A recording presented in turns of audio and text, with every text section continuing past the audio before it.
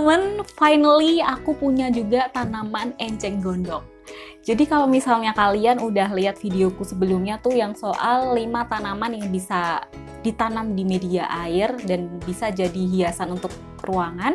Nah, waktu itu aku nyebutin salah satunya adalah enceng gondok. Tapi aku belum punya ya di video itu, karena aku pernah pesen online dan barangnya nggak nyampe. Nah, ini aku sekarang udah punya teman-teman. Dan enceng gondok ini menurutku bentuknya sangat unik, karena dia kecil, terus batangnya tuh bulet banget gitu, gemes kan jadinya. Terus dia nggak panjang, jadi enceng gondok ini beda sama yang biasa kita temuin di rawa-rawa yang batangnya panjang itu, yang sampai orang biasa bikin anyaman-anyaman dari si enceng gondok itu. Ya anyaman bisa buat topi, buat tas, sampai kursi pun ada gitu. Jadi beda teman-teman. Kenapa kecil teman-teman? Karena ini tuh aku beli di sebuah online shop yang emang dia tuh jual alat-alat untuk aquascape. Jadi dia punya enceng gondok yang bentuknya mini kayak gini. Dan teman-teman, di sini aku sengaja milih vas-vas yang bentuknya kayak gini karena menyesuaikan bentuk si enceng gondok yang bulat itu. Kayak misalnya ini nih, ini emang sengaja aku pilih yang bulat kayak gini karena ya batangnya bulat, jadi bulat ketemu bulat itu menurutku cocok banget, matching gitu. Dan menurut kalian gimana? Bagus nggak yang ini? Kalau aku suka ini yang bentuknya bulat kayak gini. Nah, aku juga punya vas yang bentuknya kayak piala kayak gini.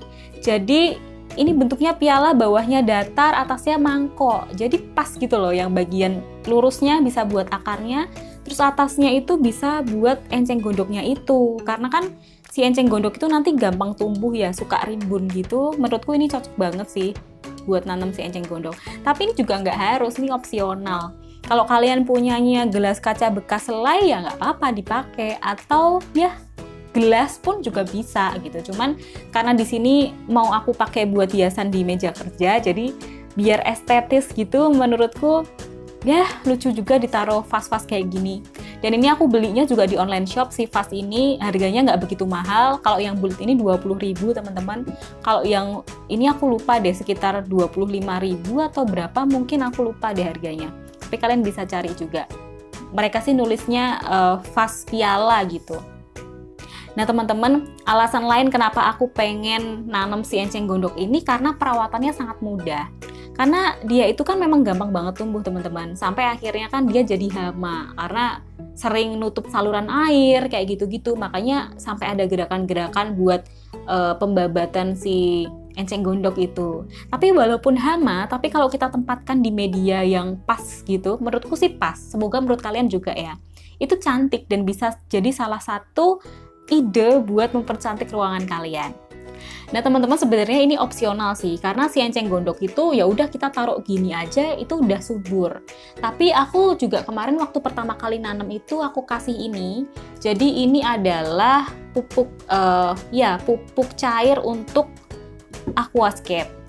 Di sini ada aturan pakainya teman-teman, jadi 5-15 ml untuk 100 liter. Nah 15 ml itu sekitar 1 sendok. Jadi aku cuman kasih beberapa tetes aja di vas-vas kaca ini, karena memang airnya kan nggak begitu banyak gitu. Paling cuman seliteran. Yang piala ini mungkin ya airnya cuma 1 liter kayak gitu. Tapi opsional teman-teman. Ini pun yang pupuk ini aku cuman bisa kasih ya sekitar sebulan sekali kayak gitu, karena ya dia udah cepet tumbuh. Makanya ini tuh cocok banget sih jadi hiasan di rumah kalian semua teman-teman. Selain perawatannya gampang, si enceng gondok ini juga nggak perlu banget cahaya yang gimana-gimana, karena ini memang aku taruh di meja kerja dan memang ada jendela sih di kamarku tuh sekitar 2 meter dari titik ini. Ya dia cuman kena cahaya gitu tapi nggak kena matahari secara langsung, dan dia ya segar-segar aja. Jadi menurutku ini cocok banget sih ditaruh di ruangan gitu teman-teman.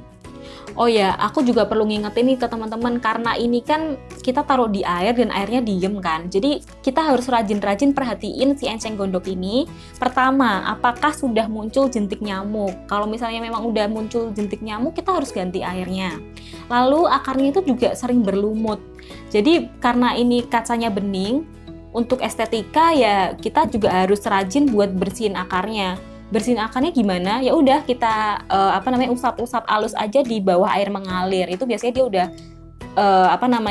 dia udah bersih sendiri. Jadi lumut-lumutnya itu bisa hilang sendiri teman-teman. Terus uniknya lagi, ini kenapa aku pengen banget nanam enceng gondok ini, karena dia itu punya bunga. Jadi foto ini kan yang memprovokasi aku kenapa pengen ini. Jadi aku lagi nungguin dia berbunga, teman-teman. Aku udah kebayang, wah pasti lucu banget ya kalau di vas-vas cantik gini terus tiba-tiba ada bunga warna ungu gitu. Nanti aku akan update. Kalau misalnya dia berhasil berbunga, aku akan bikin videonya buat kalian ya. Doain semoga berbunga. Nah teman-teman, sekian dulu video dari aku. Semoga ini bermanfaat buat kalian dan jadi satu ide juga buat mempercantik kamar kalian biar gak stres selama PSBB ini. Tapi buat kalian yang mungkin lebih tahu dari aku cara ngerawat enceng gondok ini, bisa tulis di komentar ya. Mungkin aku ada cara yang salah-salah yang menurut kalian gemes banget. Ih seharusnya bukan kayak gitu, share gitu. Gak apa-apa, ditulis aja di komentar. Atau kalian yang lagi pengen coba juga nanem dan pengen nanya-nanya ke aku juga bisa tulis di kolom komentar. Sekian dulu ya teman-teman video dari aku. Terima kasih udah nonton dan sehat selalu. Bye-bye.